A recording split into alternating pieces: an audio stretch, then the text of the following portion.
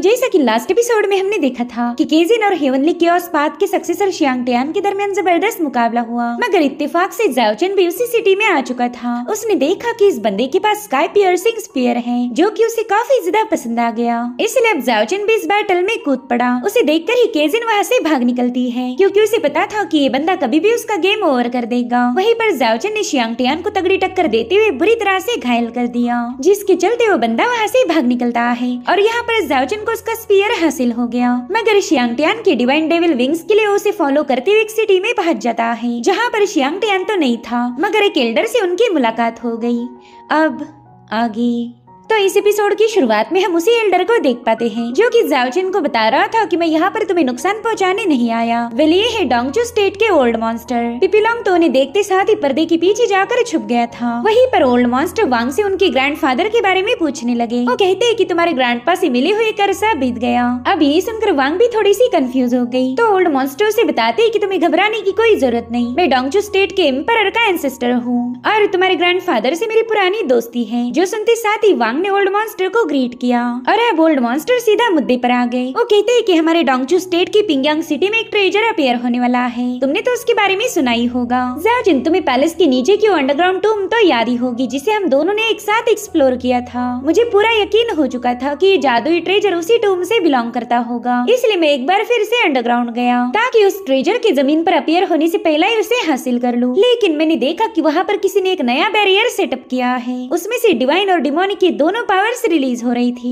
अब मुझे ये समझ नहीं आ रहा कि कहीं ये किसी डीमन का रिजरेक्शन तो नहीं है। तो मैंने उस बैरियर में एंटर करने की पूरी कोशिश की, मगर कोई तो था जो मुझे बार बार रोकने लगा। और यकीन मानो वो मुझसे 1000 गुना ज्यादा पावरफुल है। वो जो कुछ भी बोल रहा था उसी से मुझे काफी गहरी चोट आई, जिस पर ज़ाओ चेन कह रहा था कि ये तो हो ही नहीं सकता। उस बंदे ने आप पर अटैक भी नहीं किया, मगर उसके कुछ मंत्रास के पढ़ने की वजह से आपको इतनी तकलीफ हो गई। जिस पर ओल्ड मॉन्स्टर कहते हैं कि मुझे तुमसे झूठ बोलने के लिए कोई रीजन नहीं, दरअसल मेरी पावर अब कम हो रही है, साथ ही साथ मेरे पास ज्यादा वक्त नहीं बचा, इसलिए तो मैं तुमसे मदद मांगने यहाँ आया हूँ। मैं चाहता हूँ कि जब वो ट्रेजर अपीयर हो जाए तब तुम हावी बो को होल्ड करो, साथ ही तुम्हें अपनी थोड़ी सी पावर्स भी मुझे उधार देनी पड़ेगी, क्योंकि ऐसे क्रूशियल मौके पर हमारे कई सारे दुश्मन डोंगचू स्टेट पर अटैक कर सकते हैं। हो सकता है कि वो लोग रॉयल फैमिली को नुकसान पहुँचाए, और तुम ये बात अच्छे से जानते हो कि मैं अपने फैमिली को प्रोटेक्ट करने के लिए किसी भी हद तक जा सकता हूँ। हालांकि ज़ाओ चेन को ओल्ड मॉन्स्टर की बातों पर रत्ती भर भी यकीन नहीं था। वो दिल ही दिल में कहने लगा कि रॉयल फैमिली को प्रोटेक्ट करना तो बस एक बहाना है, उस ट्रेजर का यूज करके अपनी लाइफ को एक्सटेंड करना ही तुम्हारा गोल होगा। तब ज़ाओ चेन उन्हें पोलाइटली मना करते हुए कहने लगा कि मैं इस मिशन पर आपका साथ नहीं दे सकता, मैं इतना ताकतवर नहीं हूँ कि पावरफुल कल्टीवेटर्स का मुकाबला कर पाऊँ। जो सुनते साथ ही ओल्ड मॉन्स्टर उसे समझाने लगे कि तुम खुद को कमजोर मत बोलो, तुम भी अच्छे से जानते हो कि तुम्हारे खून के एक कतरे से हावी वो अपनी अनलिमिटेड पावर को अनलिश कर सकता।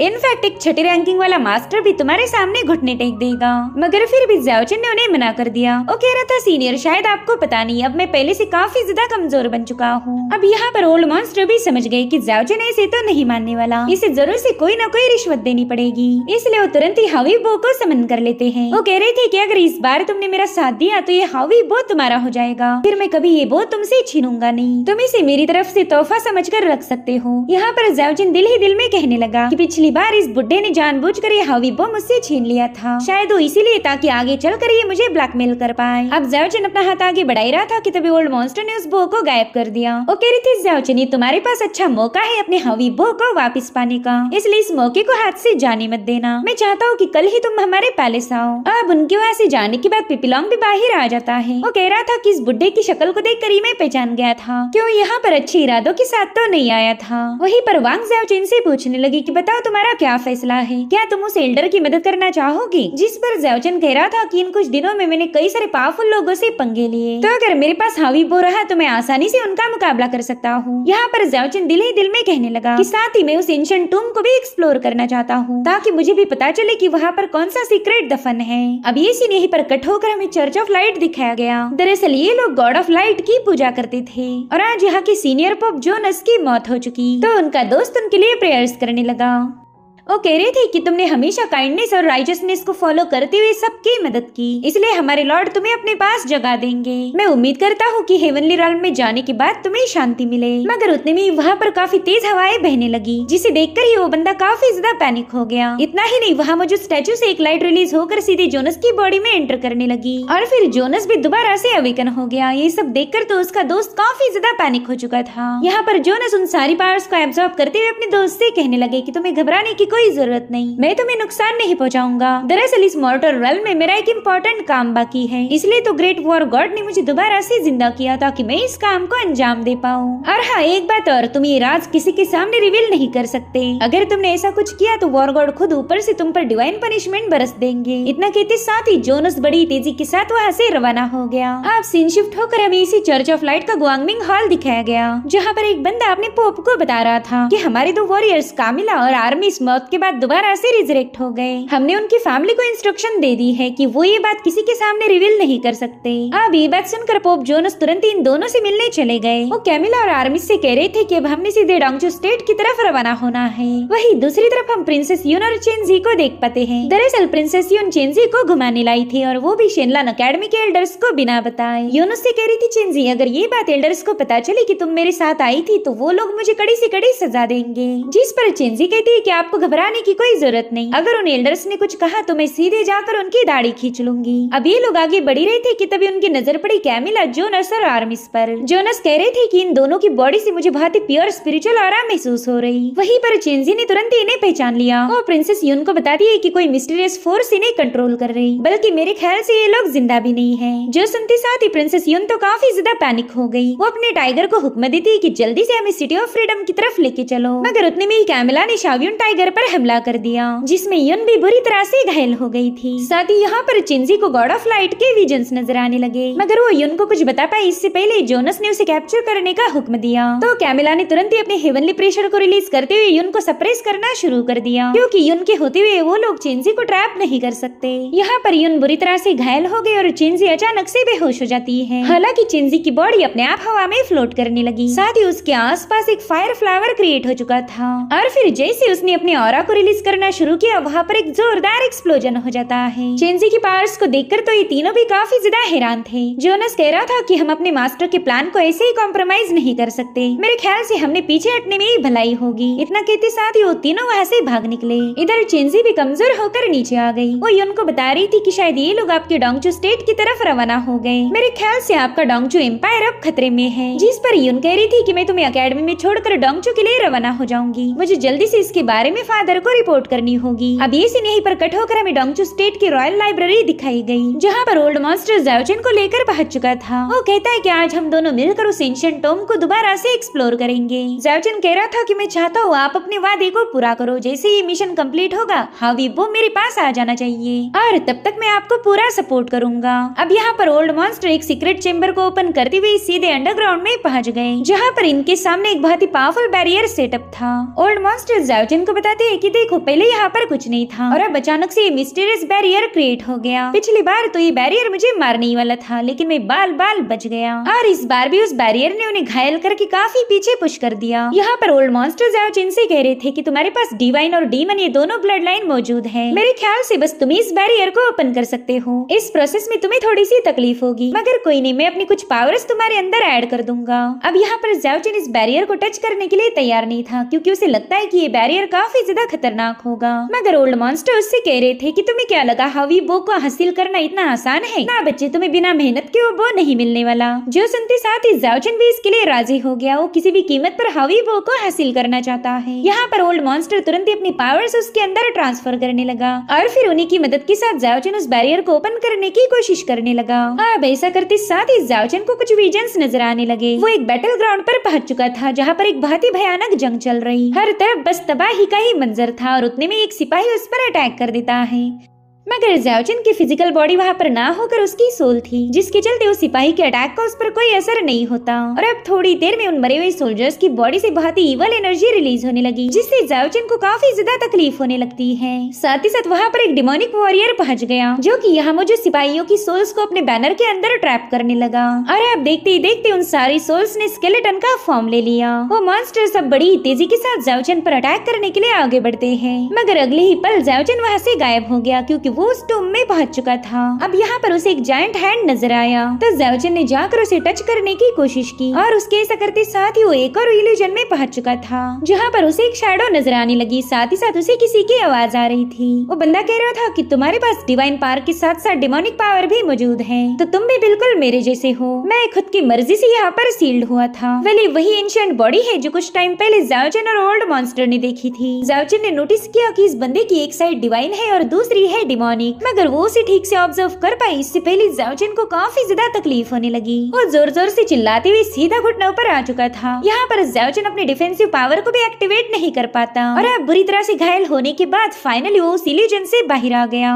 ओल्ड मॉन्स्टर को बता रहा था कि यहाँ पर डिवाइन और डिमोनिक के दोनों पावर्स मौजूद हैं। साथ ही मुझे एंशिएंट बैटल ग्राउंड का एक भयानक नजारा दिखाया गया, और फिर आखिर में मैंने उस फिगर को देखा जिसके पास डिवाइन और डिमोनिक के दोनों पावर्स मौजूद हैं। ओल्ड मॉन्स्टर उससे पूछ रहे थे कि बताओ क्या इसके अलावा तुम्हें कुछ और नजर आया? तो ज़ाओचन उन्हें तुरंत उस जेड हैंड के बारे में बता देता है। वो कहने लगा कि वो जेड हैंड काफी ज्यादा मिस्टीरियस और अजीब था। उसे छूते साथ ही मुझे भयानक पेन को महसूस करना पड़ा। अब इस जेड हैंड का जिक्र सुनते ही ओल्ड मॉन्स्टर काफी ज्यादा एक्साइटेड हो गए। वो कहते ज़ाओचन मेरे ख्याल से यही वो मिस्टीरियस ट्रेजर है जो कि कुछ ही दिनों में अपीयर हो जाएगा। लास्ट टाइम फुल मून के वक्त बहुत ही गजब का फिनोमिना अपीयर हुआ था। पूरे आसमान में बहुत ही तेज रोशनी फैल चुकी थी, और मेरे ख्याल से 5 दिनों के बाद दोबारा से फुल मून होगा। मुझे पूरा यकीन है कि उसी वक्त ये ट्रेजर अपीयर होगा। ये इतना ज्यादा भयानक है कि एक बार फिर से हमारी कल्टीवेशन की दुनिया में क्यास मचेगा। वैसे भी किसी भी कल्टीवेटर को पावरफुल ट्रेजर की जरूरत होती, तो इस मौके को कोई हाथ से नहीं जाने देगा। जल्दी दुनिया के हर एक कोने से पावरफुल वॉरियर्स यहाँ पर पहुँच जाएंगे, और उसी दिन मुझे तुम्हारी मदद की जरूरत पड़ेगी। हम दोनों को मिलकर उन सभी मास्टर्स का मुकाबला करना है।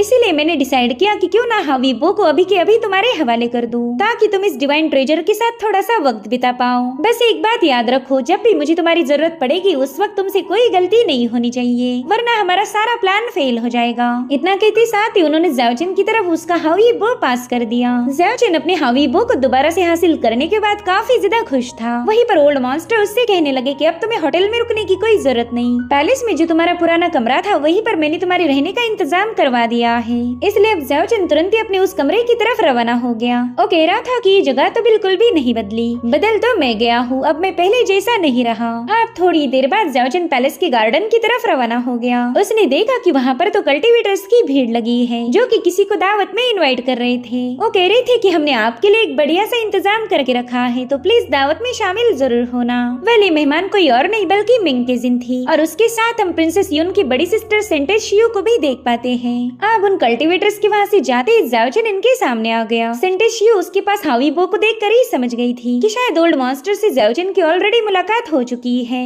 यहाँ पर ज़ाओचन मिंग केजिन को देखकर हैरान था, और वहीं पर मिंग केजिन भी उसे देखकर गुस्सा हो जाती है। वो कह रही थी बताओ तुम यहाँ पर क्यों आए हो? जिस पर ज़ाओचन उसे ताना मारते हुए कहने लगा कि अगर तुम्हारे जैसे लोग यहाँ पर आ सकते हैं तो भला मैं क्यों नहीं आ सकता? मैं तो तुमसे 1000 गुना ज्यादा अच्छा हूँ। यहाँ पर शियू को समझ नहीं आ रहा था कि दोनों एक दूसरे पर इतना ज्यादा गुस्सा क्यों हो रहे। उतने में ज़ाओचन मिंग केजिन से कहने लगा कि उस दिन की ड्यूल तो हमारी अधूरी रह गई। मुझे खुशी होगी कि अगर मिंग केजिन दोबारा से मेरे साथ मुकाबला करे। अब ये सुनकर मिंग केजिन को काफी ज्यादा गुस्सा आ रहा था। वो कहती कि पता नहीं तुम कौन से ड्यूल की बात कर रहे हो, मैंने तो तुम्हारे साथ कभी कोई बैटल नहीं की। जो सुनते साथ ही ज़ाओचन तुरंत ही अपने उस स्काई पियर्सिंग स्पीयर को समन कर लेता है, जो कि उसने हेवनली क्योस पाथ के सक्सेसर शियांग टियान को हरा के हासिल किया था। वो कह रहा था कि जिन पता नहीं तुम सेंटेस शियू के सामने इतनी शर्मा क्यों रही हो, चलो जल्दी से आकर मेरे साथ मुकाबला करो। इधर केजिन का मुंह तो देखने लायक हो गया था। वो सोचती कि इस बंदे के पास हावीबो जैसा डिवाइन आर्टिफैक्ट है, और ये क्या कम था जो इसने स्काई पियर्सिंग स्पीयर को भी हासिल कर लिया। अब तो इससे पंगे लेना और भी ज्यादा मुश्किल हो जाएगा। इसलिए वो ज़्याओचिन से गुस्से में पूछने लगी कि बताओ स्काई पियर्सिंग हिलबर्ड तुम्हारे पास कहाँ से आ गया? कहीं ऐसा तो नहीं कि डीमन किंग शियांग टियान ने तुम्हारी वफादारी से खुश होकर तुम्हें तोहफा दिया? क्योंकि जहाँ तक मुझे याद है तुमने मेरे खिलाफ जाकर उसे बचाने की कोशिश की थी। जिस पर ज़्याओचिन कहता है कि सच बताओ तो मैं तुम दोनों को बचाना नहीं चाहता था। मेरा प्लान तो ये था कि तुम दोनों एक दूसरे को खत्म कर दो, मगर बड़ी अफसोस की बात है कि तुम उसके हाथों जिंदा बच गई। खैर जब तुम मुझे देखकर डर के मारे भाग निकली थी उसी वक्त मैंने डीमन किंग शियांग टियान का मुकाबला किया। ये सुनकर तो अब मेन केजिन को उस पर और भी ज्यादा गुस्सा आ गया। वो कहती ज़्याओचिन तुम एक नंबर के मतलबी हो, तुमने जानबूझकर मेरा इस्तेमाल किया ताकि तुम स्काई पियर्सिंग हिलबर्ड को हासिल कर पाओ। अगर तुम उस मुकाबले में इंटरफेयर नहीं करते तो शायद डीमन किंग शियांग टियान मेरे हाथों मारा जाता और फिर उसका स्काई पियर्सिंग हिलबर्ड भी मेरा हो जाता। जिस पर ज़्याओचिन कहते हैं हाँ ये बात तो तुमने मैदान छोड़कर भागने से पहले सोचनी चाहिए थी। खैर अगर तुम वहाँ से नहीं भागती तो शायद हम दोनों मिलकर उसे मार सकते थे। जिस पर केजिन कहने लगे अच्छा तो अब मैं तुम्हारा प्लान समझ गई, तुम चाहते हो कि अब मैं तुम्हारे साथ टीम अप होकर उस शियांग टियान का मुकाबला करूं। जिस पर ज़्याओचिन कह रहा था बिल्कुल मैं भी उसे मारना चाहता हूँ क्योंकि वो केओस पाथ का सक्सेसर है और तुम भी उसे इसलिए मारना चाहती थी क्योंकि वो तुम्हारा दुश्मन है। अगर हम दोनों एक साथ मिल जाए तो फिर शियांग टियान का काम तमाम हो जाएगा।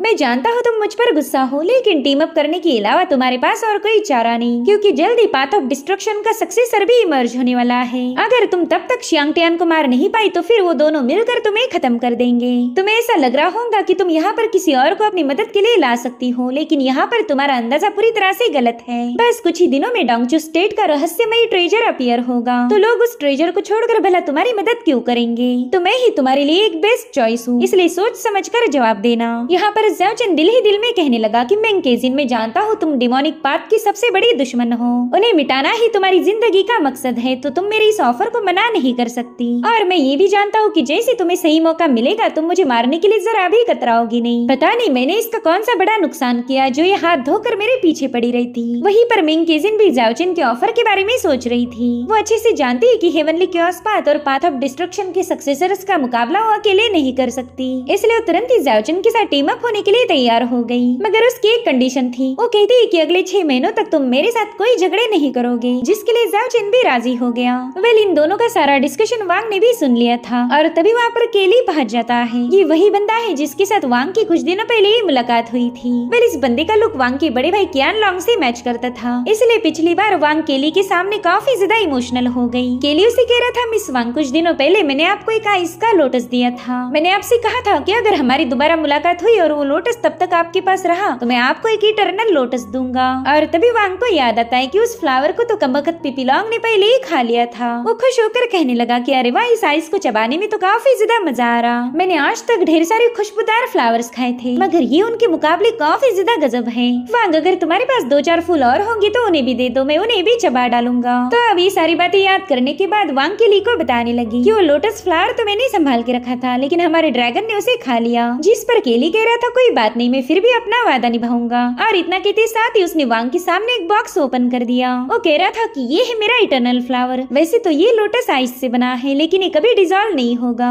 मैं चाहता हूँ कि आप इस लोटस को हमेशा अपने साथ रखें क्योंकि उसे देखकर आपको मेरी याद आएगी। हालांकि वांग इस बंदे से कनेक्शन बढ़ाना नहीं चाहती थी, इसलिए तुरंत ही केली का शुक्रिया अदा करके वहाँ से निकल पड़ी। यहाँ पर केली उसे आवाज देकर रोकने की कोशिश कर ही रहा था कि तभी प्रिंसेस यून वहाँ पर आ जाती है और तुरंत ही उसके हाथ से इटर्नल लोटस छीनते हुए कहने लगी कि ये फ्लावर तो मुझे काफी ज्यादा पसंद आया। साथ ही साथ तुम इस वांग को बता रही थी कि इस लफंगे की बातों पर बिल्कुल ध्यान मत देना, ये जब भी किसी खूबसूरत लड़की को देखेगा तुरंत ही उसके सामने अपना तोहफा पेश करेगा। मगर इतनी मेहनत करने के बावजूद भी किसी लड़की ने इसे घास नहीं डाली, ये बेचारा तो अभी भी सिंगल है। जिस पर केली कह रहा था कि मैं तो एक नेक दिल इंसान हूँ लेकिन पता नहीं क्यों लड़कियाँ मुझे गलत समझती। खैर प्रिंसेस यून यहाँ आई गई है तो फिर मेरा रुकने का कोई फायदा नहीं। इतना कहते साथ ही केली उन दोनों को ग्रीट करके वहाँ से रवाना हो गया। यहाँ पर यून ने एक ही मिनट में केली की सेटिंग बिगाड़ दी, अब उस बंदे को और कुछ दिन सिंगल रहना पड़ेगा। तब तक ज़्याओचिन भी वहाँ पर आ जाता है। वो प्रिंसेस यून को देखते ही कहने लगा कि अरे लिटिल विश तुम यहाँ पर कब आई? जिस पर कहती ज़्याओचिन शायद तुम भूल गए, मैं तो यहाँ की प्रिंसेस हूँ और वैसे भी हमारे पैलेस में इतना बड़ा ट्रेजर इमर्ज होगा तो मेरा यहाँ मौजूद होना जरूरी है। और उसी वक्त तो ज़्याओचिन के पास हावी बो को देख लेती है, इसलिए वो कहती ज़्याओचिन शायद तुमने एक बार फिर से चोरी की है, चलो जल्दी से वो बो मेरे हवाले कर दो। तो ज़्याओचिन उसका हाथ मरोड़ते हुए उसे धमकाने लगा कि खबरदार जो इस चोरी के बारे में तुमने किसी और को बताया